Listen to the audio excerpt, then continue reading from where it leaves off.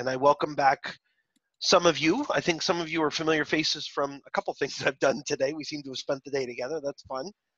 And I welcome back Kaylee too. I'm glad Kaylee you could hop on this one to help us out with some things as well. And Kaylee, feel free to like whack me and tell me to zip it if you have something that you want to throw in there, because I tend to just keep rolling. So earlier I let you go and then I answered things in chat. So and that's awesome. That's very cool. you.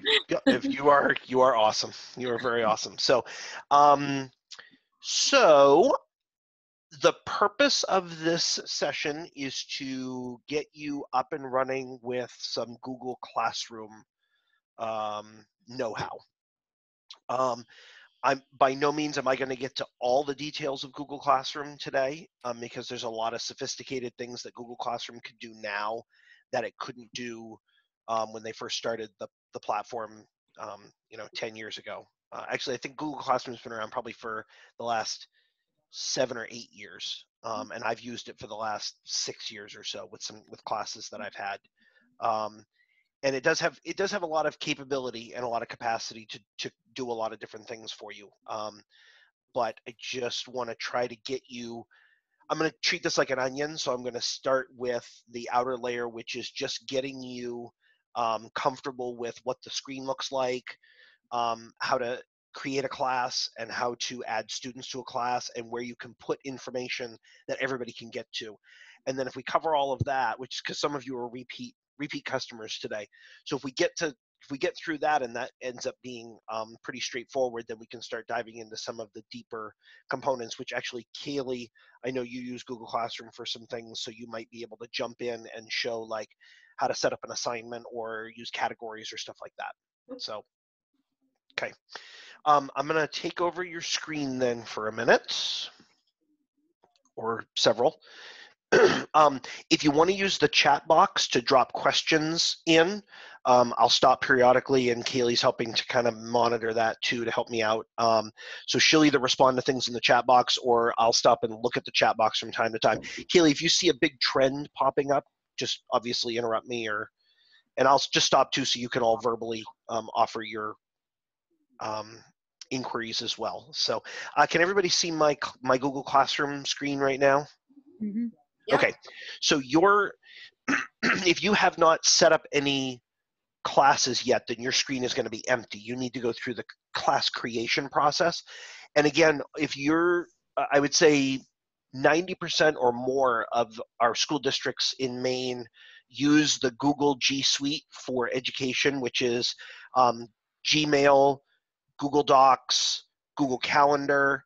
So if you or any of your colleagues use any of those programs, then you have Google Classroom as part of your suite of programs to use. Oh, right. And the way you can find that is if you're in your browser, like most of you are probably using Chrome for a browser. In your upper right-hand corner, you should see your Chrome login, your Gmail login information there. So if I press on my photo, then my information pops up. So your address should be there. Whether you have a photo or not is neither here nor there, but your Gmail address should be here. So if you're using your school one, then it's pretty easy. You can either just type in your address bar, open up a new tab in your browser, and type in classroom.google.com. You don't need the /H. It may add that in there automatically. But if you just type in classroom.google.com, it will bring you to the Google Classroom page, which again, it should all be accessed. You should have access to that through your school set of programs that your school uses. Another way that you can find that is in your like in a Google. If you open up a new tab, if you come over here to all of the Google apps and you scroll down, you should find the classroom icon, which is the three little dudes on the chalkboard. And if you click on that, it'll bring you to the same place that I told you could just type in to the bar, to the message bar. So that's how you find Google Classroom for anybody who didn't know how to find Google Classroom to begin with. So I'm going to go back to this tab. Okay, so I have 4 classrooms set up right now. So each of these is just considered a virtual online classroom. They all are, they're all networked for you as the teacher. So you can put things in different, you can put things in multiple classrooms, or you can keep them siloed by class. It's really up to you.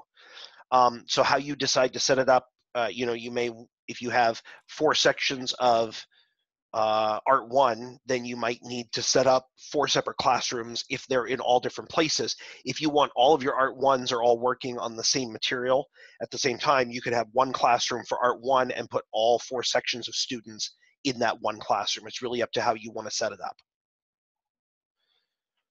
To create a class, if you, in your Google Classroom window, in your upper right-hand corner, you should see a plus sign. If you hover over anything in Google, by the way, just remember it will tell you, it'll have a bubble that will pop up and tell you what that is. So if you hover over the plus sign, it'll say create or join a class. If you click on the plus sign and click create a class, again, this is just the disclaimer of how you're using Google Classroom, and Google's just telling you you're a school, so use it appropriately.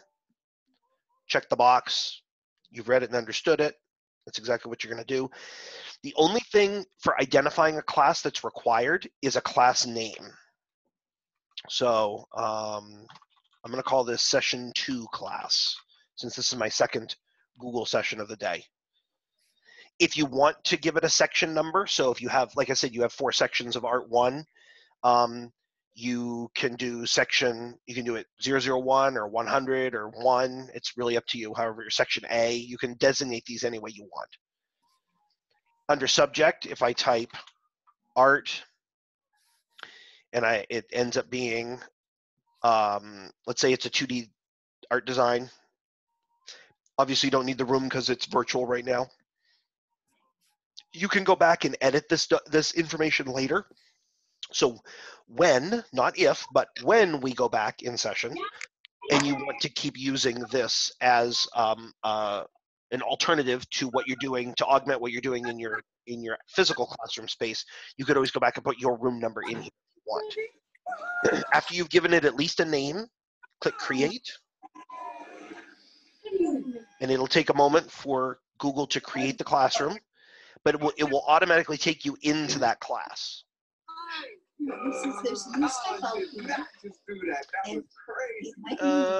Trying to figure out who's making noise right now. If you could, let me see if I can mute everybody just a second. Okay, we know. What are you guys doing here? Mandy told us to keep an eye on you. There we go. Found the culprit. Okay. Sorry, where were we? Okay, so it opens up, once I click create, it automatically creates it takes me inside my class, okay?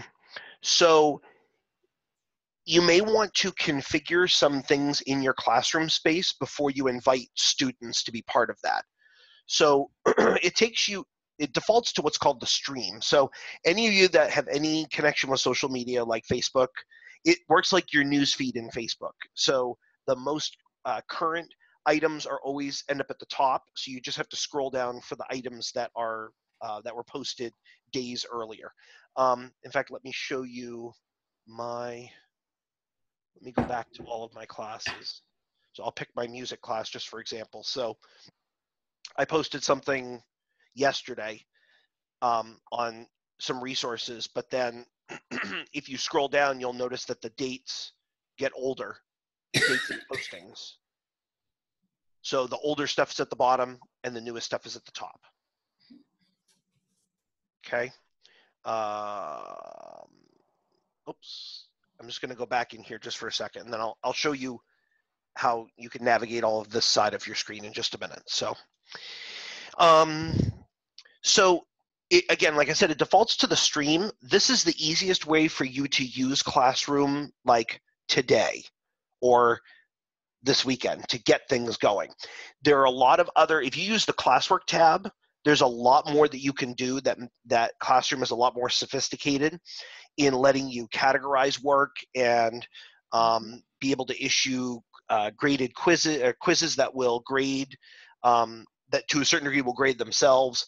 There's all sorts of cool features that you can do with that, but I'm not going to cover a lot of that today unless we get to it at the end. I just want to really get you comfortable enough with it so you can start putting stuff up here, and then we can together over the next couple of weeks, we can start digging deeper into that, okay?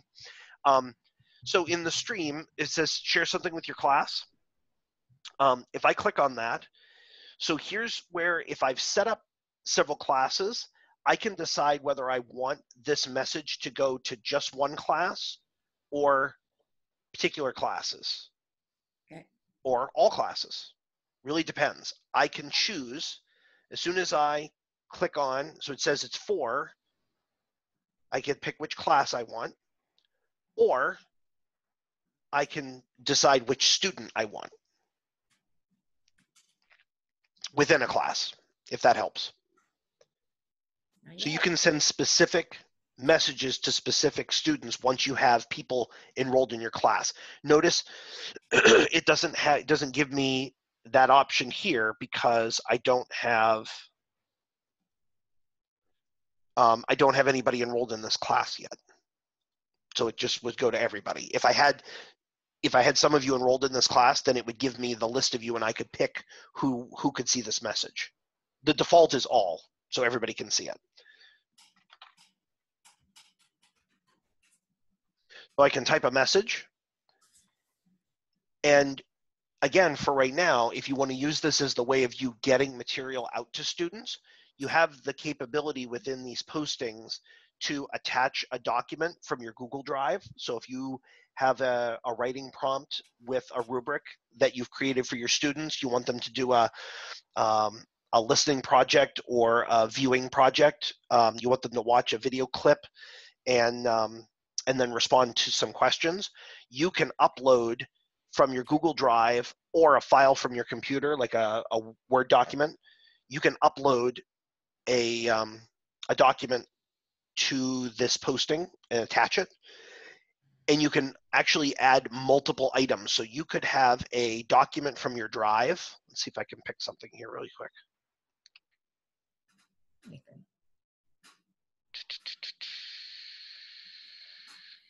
Let me just use this PDF for fun. Okay, so I go through my Google Drive, I pick what I want, I click add, so there it is, it's attached to this posting. If I click add again, I can also add a YouTube video if I want. Mm-hmm. So, see if I can find, if I go to YouTube and I find a video that I want, and I copy and paste the URL, Mm-hmm. and I go back here, I can just click on URL and drop it right in there, Control V. It gives me the preview. So this happens to be a video on how to teach online with Zoom. I click add. And so notice I now have multiple attachments to the same posting. Can everybody see that? Yep. So don't feel like you need to do, if you have one assignment and you have a video you want them to watch, a song you want them to listen to, a slideshow you want them to look at, prompt questions to respond to, and a grading rubric, you don't have to do 5 postings with one thing each. You could put all 5 things on one post. Right. Okay, so that will save you some time. That's a misconception. Sometimes people don't know that you can attach more than one thing. I don't know if there's a limit to how many items you can add to a posting. I've added up to 10 to 12 items to a post once for a class that I taught, and it never gave me a problem. It attached them all right there. Okay.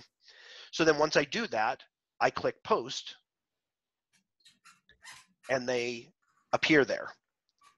Now I can do the same kind of thing. So if I start working on a post, but I don't want it to post yet, see this little arrow next to post? If you click on that, you can either save it as a draft and come back to it later, or you could schedule it to post at a certain time. So if you want your kids, if you want to post a message for them every morning when they first log on to get into your classroom, you get to pick the date of when you want. So let's say you want it to appear on Monday, okay? So Monday morning, 8 a.m., you click schedule. That's when Google Classroom will put that announcement in wherever you've told it to put it. So you can do some work ahead of time and automate the system so that you don't have to worry about being there to do it in real time, if that makes a difference. I used to front load a few weeks worth of lessons that I was using Google Classroom for in a class that I was teaching, just so that I didn't have to worry about running out of time to do it later, especially, and Kaylee can appreciate this, especially during production week and production season. If I was doing a musical or getting a competition group together, I would front load a lot of stuff and schedule it ahead of time, and then Google Classroom just put it in when I told it to put it in. So is everybody good with how to put things up on your classroom? Yep. To start with, at least the real rough basics. Okay, so now let's say you want to populate your class. Okay, you want to bring students into your class so they can see all the cool stuff that you have pre-populated with. And you can keep adding to that at all times, even as soon as they're enrolled. It will just automatically update for them whenever they log in and click on your class. The latest stuff will be at the top, but everything that you've posted, they'll have access to. Something that you might want, a setting that you might want to toggle before you do that though, when you're in the classroom, if you come over to the gear, those are the settings for this class. And if you scroll down to the general, where it says stream, right now the default is students can post and comment on postings. It's totally up to you. It depends on what relationship you have with your students, but you may want to decide on limiting some of this from the get-go. You may want to start off with only teachers can post and comment, or students can only comment. They can't post any new material. All they can do is respond to what you put up there. Or, like I said, the default is anybody who's in the class can post and comment. Again, it's up to your comfort level and whatever your administration's guidance is or your team leader's guidance is on how students are going to engage with you through the classroom portal. Like I said, I often encourage people to maybe just start off with only teachers can post and comment, and then you can, at any time you want, you can come in and you can change this setting to whatever you think is appropriate for your class. So far, so good? Mm-hmm. Okay, later on, we'll get to this whole grading section, but we're not gonna worry about that right now. We're gonna let sleeping dogs lie on that for just a little bit, okay? So once you make a change in here, just click save and it will update the settings for that class. So now you've sort of set some parameters ahead of time before your students even get invited into the class. So now you need to go through the invitation process. There's two routes that you can take with this. If you click under people,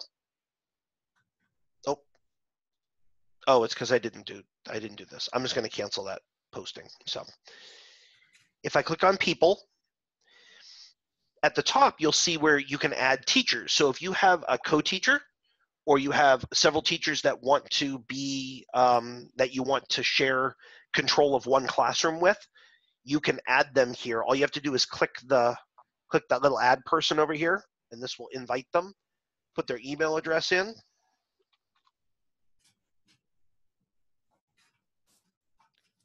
Your option will be there. You can click on it. You can add multiple names, and then you can click invite. Kaylee told us that if you're careful about how you do it, you can copy and paste email strings from like a spreadsheet and paste it right into here, but the formatting might be a little wonky. So you might need to go through, it might have spaces in odd places that would make it so that it might not, the email addresses might not be formatted correctly. But that might be a time saver for you, that if your spreadsheet with your emails is set up correctly, then you can copy and paste right into here, and that could save you some time. I might suggest the quicker way to enroll kids in your class is down here under students. So you can do this with students just like you can do it with teachers. You can type in everybody's email address, but if you have 100 kids or more that you plan on using this with, then that's going to be incredibly labor intensive for you. So here's the other way that you can do it. You can direct your students to classroom.google.com. Obviously, it's going to pop mine up because I already have an account. And what you can do is give them that class code. Wait, back up. Yep. So don't you have to still put in a list of students to do this to? No, if you direct them to go to classroom.google.com and Okay, again, back they, up. Direct them, the students. correct.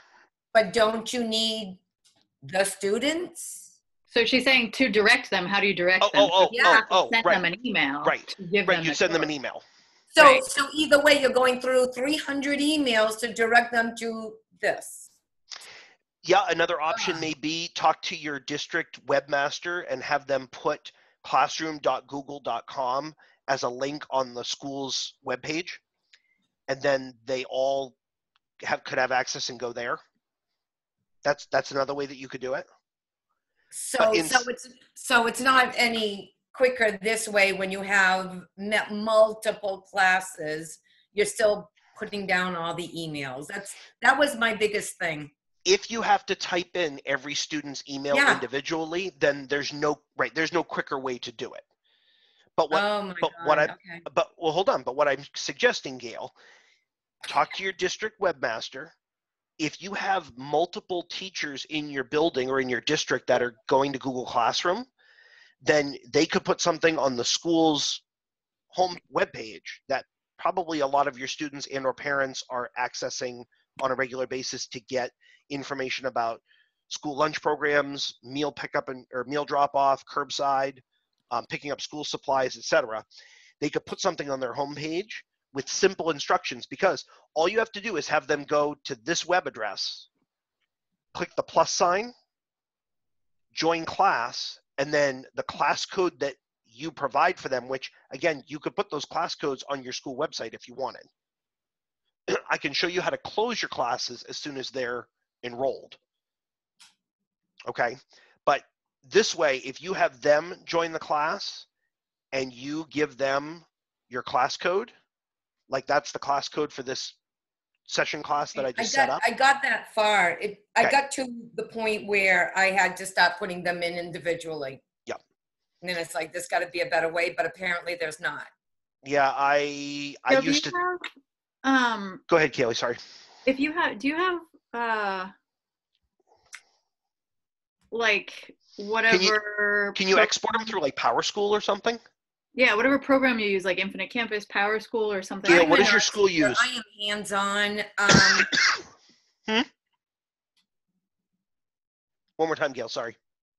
I said, I am hands-on. I was trying to set up Google Classroom, but I don't want to be typing in 360 emails. Yeah. But Gail. No, I'm saying, if you have PowerSchool or Infinite Campus or something, is there anywhere in there where that program can generate just a list of the student information and emails, and then you could just copy and paste the list and you wouldn't have to type in individually? You could just take the whole thing. Or can your tech department maybe generate a list of your student emails for you so that you can? Okay, the problem is we went into the switch.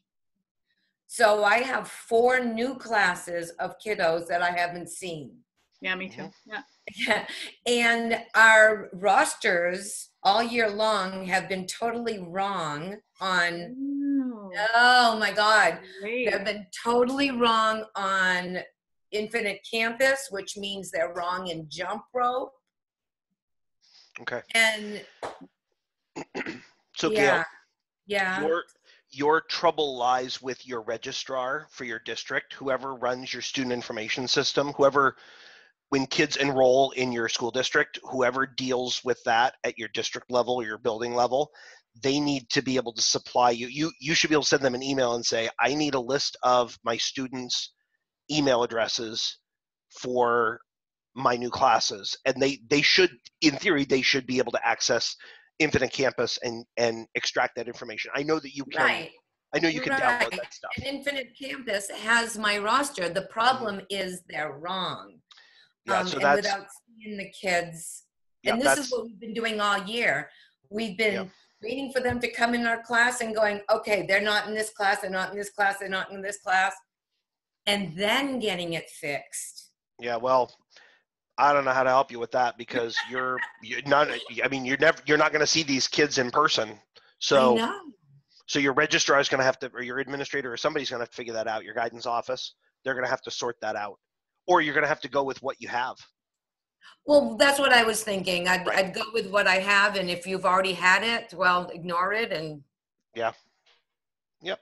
That's one of the only ways I think you'll be able to sort that out. So. okay, all right.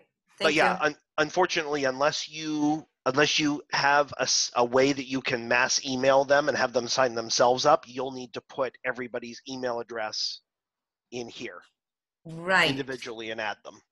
And I had asked another teacher who uses it quite frequently, a science teacher, and she said that's exactly what she had to do, put all their email addresses in. And I used to take the time at the very beginning of the year in my own Gmail program. I would set up email distribution lists, and it was labor intensive to try to set it up the way I wanted. But I just did it at the beginning of the year, and then I didn't have to really mess with it much after that. So, Yeah. So there may be you can tell your admin that you need to spend a couple hours organizing your email stuff because, again, when would you ever maybe need to do this? Never, So, never. Right. So this is new frontier. So I think that that's a completely acceptable way for you to be spending some time every day to try to get that worked out. Okay, Jason, thank you so much. You're welcome. I know it's not a fantastic answer, but it's the No, best it's one I not, have for but- you right now. But at least I know I wasn't off the track. Oh, absolutely. I thought it's like I'm doing something wrong. There's got to be an easier way, but And there is, if your lists are accurate and your registrar who runs your SIS system can extract that information for you, which they should be able to do that. See, But if you run into trouble there, they don't come to the UA teachers the same way they go to the other classes. And that's wrong. And that's why our lists are so messed up. Maybe on the other end of this, everybody will figure out that they need to do a better job with that. Maybe that's the silver lining in this. I don't know. So as everybody see, did I cover the two ways that you can have students enroll? You either click here and add them. You can add them as a block if you can cut and paste all their email addresses. You could paste them all into here and click invite, and it would invite them all at the same time. Or you can have them go to classroom.google.com and give them that class code. 3 steps, sorry. Tell them to go to classroom.google.com, click on the plus sign and join class, and then put in that class code, and they can do it themselves. Saves you having to type them all in. Everybody cool with that? Those are the 2 ways that you can do that. Okay. Groovy. So that's the outer layer of the basics of things. Okay. Kaylee, do you have, would you be comfortable, I'm kind of putting you on the spot here, and if you're not, that's fine. Would you be comfortable sharing your screen and showing us your Google Classroom so that you can maybe show us an assignment that you've set up? Sure. Are you cool with that? Okay, let me stop sharing. Kaylee, you should be able to take over sharing.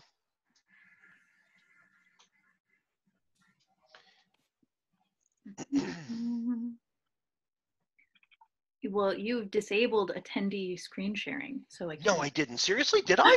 Yeah. Oh my goodness, I didn't mean to do that. Holy cow. Oh, that's awful. Okay, hold on. Hold on. I should be able to do this. Oh, Jason, you're going to get to experiment if you can change settings in the middle. Seriously, you asked me this last time, right? I'm going to see if I can do it or not. Yeah, Oh, no. All right, hold on. Everybody pause just a minute. I guess we're going to see.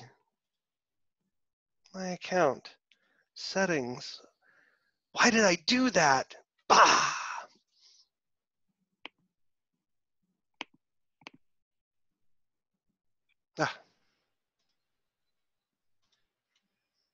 If you can't necessarily change the setting for attendees, can you make me a shared host? Probably. Let me see if I can do. I don't know if I can do that mid-meeting though. That's the hard part. I think so. All right, let me look here. I don't know. Do you have did anything change under your share button, Kaylee? Nope. Oh, hold on. Who can You got share it. I have faith in you. Can share. Okay, look now. Haha. Ha! So you have to do it in the program window. You can't do it through the website. Yeah, you That's had the it answer to blocked. that question. Ha! Haha. All right, so we're looking at Kaylee's screen now, and she maybe can show you an example of an assignment that she used in the classwork tab, because you can organize things in a number of different ways through Google Classroom. But anyway, Kaylee, I'm going to stop chatting and you can do your thing. Okay, so typically I find that when you really get into assigning work and looking at work and grading, you spend most of your time on classwork section instead of anything else. The stream sort of gives you updates, but for the most part, you spend your time on classwork. You have sort of lots of different options of what to create. As you can see on my screen, I've created these different topics. This was actually a classroom I created for myself and a couple of my coworkers to help them play around with Google Classroom so that they could figure it out. So it's mostly just us posting stuff to each other. But if I go into create, you have these options: assignment, quiz assignment, question, material. You can just post stuff and resources, all that jazz. And you can also reuse posts. So if I have 3 sections of Art 1 and I want to assign the same assignment to each class, I can just go in and reuse the same assignment multiple times so I don't have to keep doing it.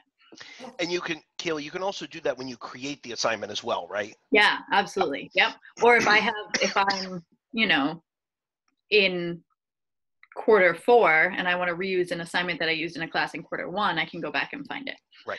But you can do some really cool, like I can do a question and maybe I want to do a multiple choice that's,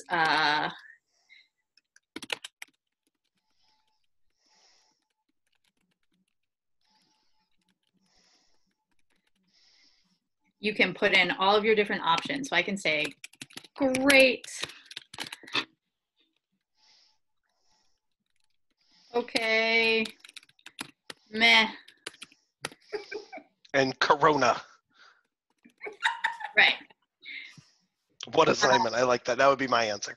Yeah, what assignment? What are you talking about? You can provide additional instructions for like what you want them to say. I like questions to do just like today, daily check-in, quick thing when you log in.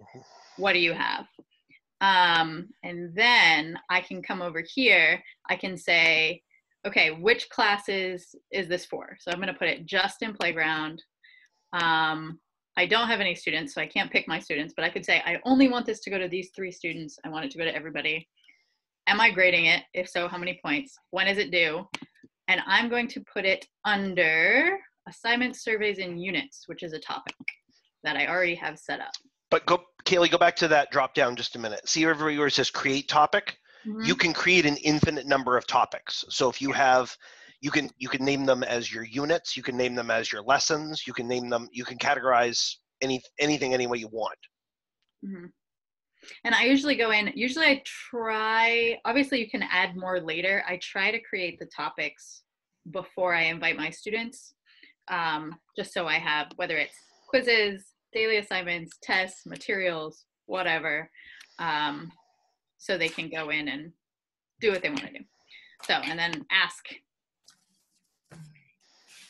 Cool.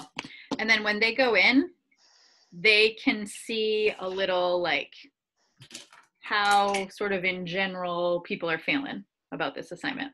And so can you, which is fun. But notice that it's aggregated, so it's not their specific response. It's right. just that it's however many responded, great, okay, meh, or what assignment. Mm-hmm. You're not going to see their names attached to that right. per se. And you can turn that, you can toggle that setting on and off, whether you Right, want. and you can as a teacher, but they can't as students. Right. Wait, what?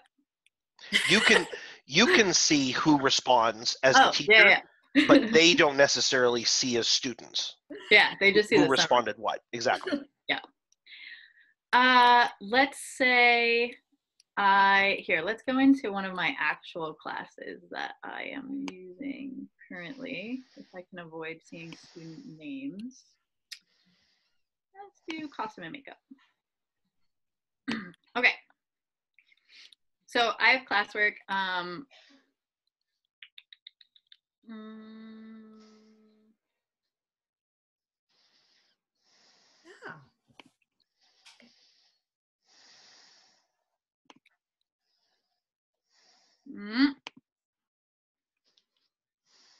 Okay. Well, it's not a good assignment. Sad day. Sorry. Struggles. I'm sure it's a great assignment, Kaylee.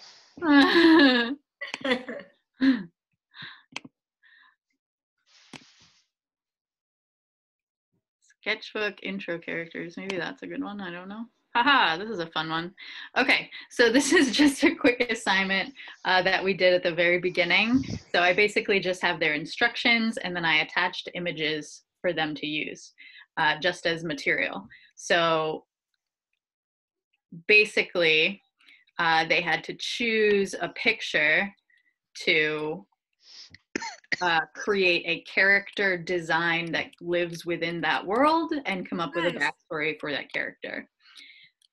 And then they had to, using their phones, or if they didn't have a phone, my phone, to take a picture of their work, send it to their own Google Drive, and post it to the assignment as their like turn in. So we had the physical copy, but they also had their like digital copy that they had as well. So yeah. You're muted, Jason. I know I was trying to be good. On the left-hand side of the assignment name, you see that the icon is different. Like some of them are a box with a question mark. The other one looks like a box with writing in it. That's a quick visual for you as the teacher to know what kind of a posting it is. Is it an assignment? Is it a question? Is it a graded item? Is it like there's a series of different, and then you can actually, well, I know you can search by topic, but I'm not sure if you can search by assignment type or not. I don't know if you need to actually do that. Probably not. I don't think you'd need to do that. Hopefully not. Otherwise, you might have a lot of assignments. Well, yeah.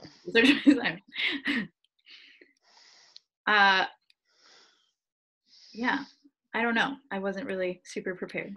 No, and I didn't mean to put you on the spot either. But that's awesome just to show us what it can look like in a Google Classroom that has a variety of different things in there. Right. If you assign due dates for items, it goes automatically onto the student's Google Calendar. Oh, cool. Which is pretty rad. So if your school uses Google Calendar, when I was a music educator in Holton, I lived and died by Google Calendar. I told kids that if it was not on the Google Calendar, it didn't exist. And that if there was ever conflicting information, the Google Calendar won every time because it all had to be somewhere on the common platform for everybody to be able to access. So again, Classroom integrates with Calendar, Gmail. It integrates with all of these really, really well. That the deeper you get into it, the more skilled you get with using it, the more you can find the usefulness of the functionality. Nice. So, right. And we can, and like I said, in the weeks to come, I can offer deeper sessions into how to assign a quiz that Google Classroom will quasi-grade for you. Yeah, give me a couple of weeks to enter all my kids in. Exactly. Yeah, Gail, when you have all your classes enrolled, you let me know in a couple of weeks, and we'll make that work for you. So. So everybody, we've got probably about 15 minutes left, give or take. Are there any questions that have arisen from this? If you were with me this morning, have you played around with it for a little bit and had an opportunity to try some things, or are you still getting stuck in some places? What do you think? Yeah, What say you? I have a question. Sure, Deb. When I'm not really sure that I should post that much in material, because then it's just there, and do the students really look at it? Is kind of, I guess. So If I there's make it an assignment. Oh, go ahead. no, I was just going to say there's as much to, you raise an absolutely perfect point, and there's as much of a learning curve here for the students to learn how to use the classroom as there is for us to learn how to post things in the classroom. So you're right, you may end up loading a lot of stuff up there that they may or may not pay attention to. And then if I copy the assignment, like Kaylee said, when you copy it, it actually just is a link and takes you back to that other place in Google Classroom, I believe. No, it will put it in whatever classroom you decide you want to assign it to. It will put its own post into that. It basically duplicates what you created in that one post, and it puts it in the other classrooms. It won't take you just to that one classroom. Maybe I copied it wrong, because Yeah, I ended up just copying a link of the assignment. In other words, it copied, and then when I tried to attach it, it added the link. Yeah, Kaylee, are you jumping on the show, or who's it? Yep. Yeah, so check this out. Okay. So if I go to, okay, so I'm going to go to create, reuse post. So this is a post that I'm pulling from previous. And I actually just created a really cool survey for the speech team. So let's do this one. And create new copies of all attachments here. So if I have any of if I've attached files, documents, whatever, that will all copy also. Create an additional copy in an additional folder. Reuse. Puts it in a brand new spot. Right. I think what I did was try to copy the link or material or whatever. The link makes a copy of the link, or you know what I mean? Yeah, just see it. Look, yeah, you're better off just doing it right. Okay, so here we go. So this, she pulled up the assignment, and it says, where do you want to put it? Right. So over there where it says 4. I can put it in playground. I can put it in all of these classes. You select which class you want to put it in. Right.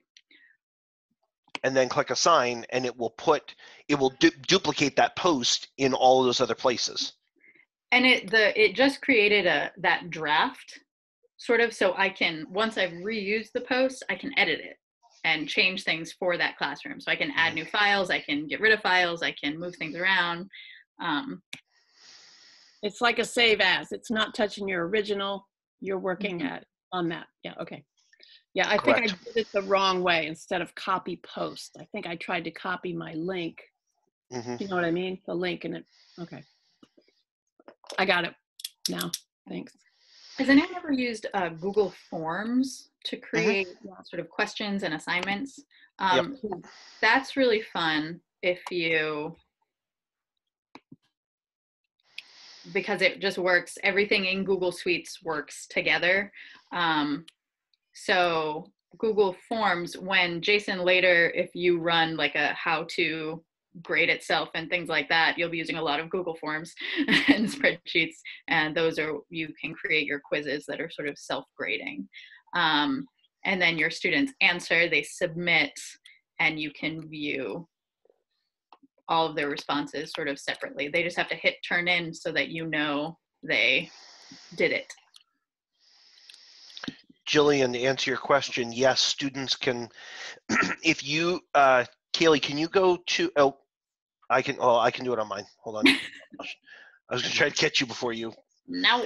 If you, excuse me, if in the class that your students are enrolled in, the students that you want to post a video, if over here in your settings for that class, if you have it that they can post and comment, then they absolutely can post a video.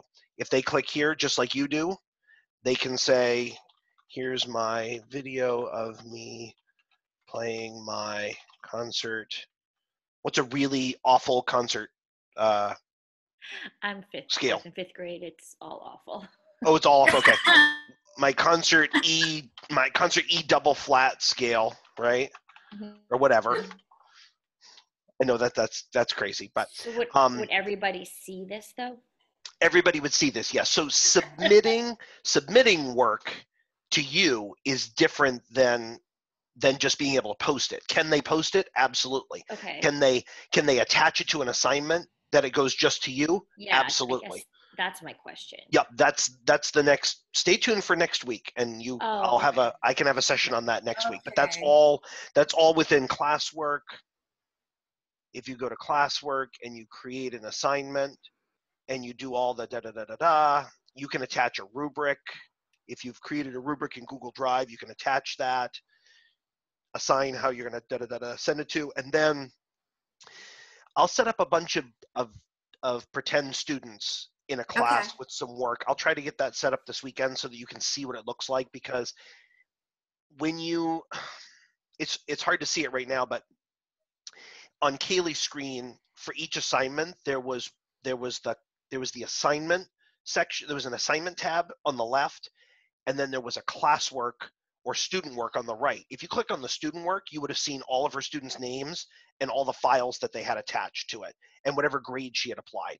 And she clearly does not, I mean, life's hard enough as it is right now. She doesn't want to have to go have extra meetings at a offsite location about why she's sharing her student data. But I can set that up, Jillian, next week so that you can see a little bit better how that works. I'll definitely offer a session on that next week. But we could spend, I mean, Kaylee, you know this. We could spend hours. We could spend a whole day just on. I'm ready. things Let's that do this it. can do.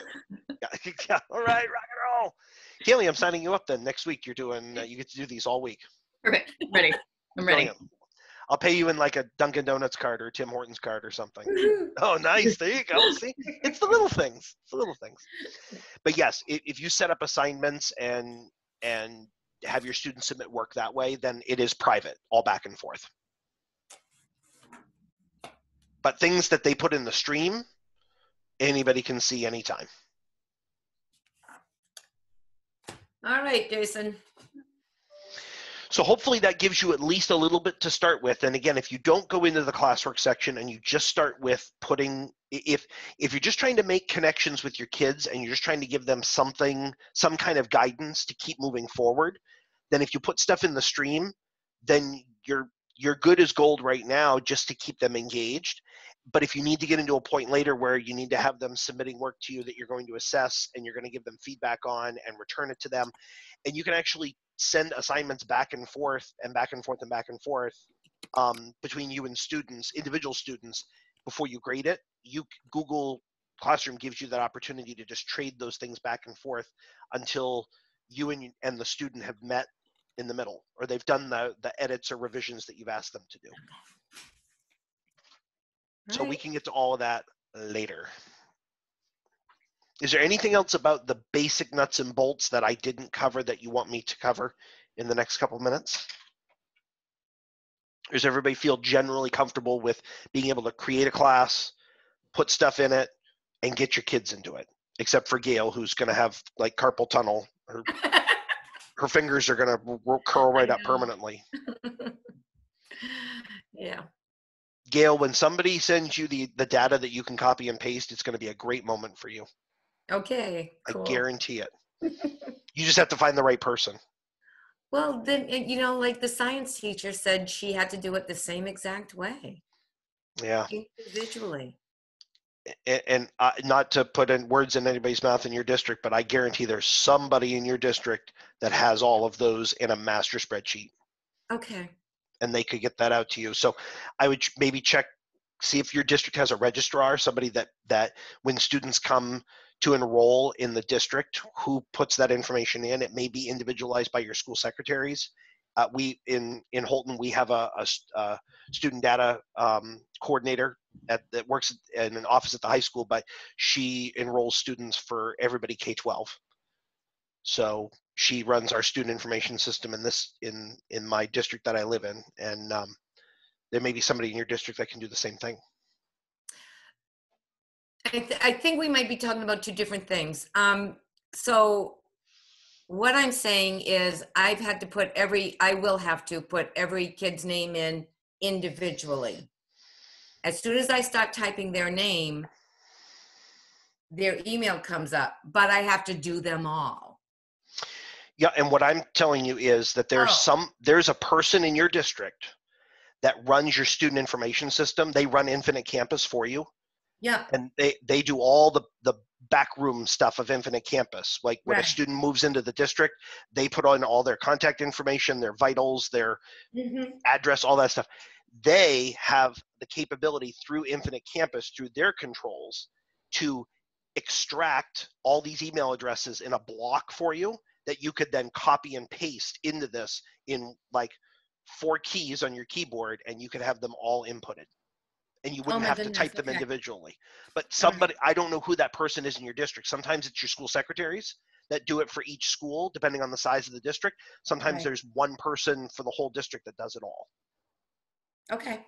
So you may want to start with asking your school administrator who that you can get that information from, and then they can point you in the right direction. Okay. I would start with that because that could save you a lot of time. It could. Yep. It would. All right. As soon as you can find the right person. So, okay. Have a nice weekend. Yeah, well, everybody hold tight just a minute because I'm going to put the link. If you didn't, oh heck, I don't care if you submit for another certificate or not for another PD credit hour. You learned a lot on here, so I don't have a problem with that. We were trying to maybe say people couldn't repeat these things for credit, but frankly, I don't care if you do or you don't. I'm happy to share it with you. Oh my God, sometimes you need to go over it 10 times before you get it. Well, absolutely, of course. Like how would we expect one assessment from our students to cover it all, right? Exactly. So I put a link to a Google form in the chat box. So if you want to click on that link before this meeting is over with, I'll give you a minute to do that. It should open up in your browser. If you complete that form, it should email you a professional development certificate. I made a change to the one from this morning. So this one should list that you get 1 PD credit hour for this. The certificate that you got this morning, if you already did that for the morning session, it didn't have a credit hour thing on it. So I'm going to fix that later with everybody. But this certificate should be listed that way. And Kaylee was kind enough to put her email address in the chat box. So she uses this quite regularly. I've used it. So if you have specific questions and steps that you want us to go over again, she and I are both more than happy to do individual coachings with you if need be. And you're all rock stars. So are you. Well, I don't know. I try. I try. So everybody, I'm going to be doing a Zoom training, a little bit of Zoom basics at 4 p.m. today. So if you want to hop on for that, the link to that was in my listserv message, last night. So you can click on the 4 p.m. under that and join me for that if you want. Jason, before you go, yes. One of those says, personally, I am handling the school closure. Yes. That's a question that the department wanted to ask. We just want to know how you're doing as a teacher. Oh, okay. How do you feel about all of this? Okay. We think we know. I'm not handling the school closure. I think the state's doing that. No. Sorry, no, not literally. How are you handling it? It's how are you dealing with it? How are you holding up? All right. That was a question that they wanted to be gathering some data on because again, we're in unprecedented times, so we have maybe a one-time opportunity to really gather some data on some things. So, okay. Alrighty. Did everybody get that link? I don't want to close this meeting until you've clicked on that Google Forms link that I sent. So, if you want to get a PD credit certificate for this, click on that link and fill out that form. And if you don't care about getting the PD certificate, then you don't have to do it. But we would appreciate the data anyway. And this video will be available through the department's YouTube channel as soon as somebody back in Augusta gets around to uploading it. Okay. Okay. Thank you all very much. Have a great weekend. I hope you get to do something for you. You too. Okay. Take care. Thank you, Jason. Bye. Thank you, Kaylee. Thank you, everybody. You don't want to get off this.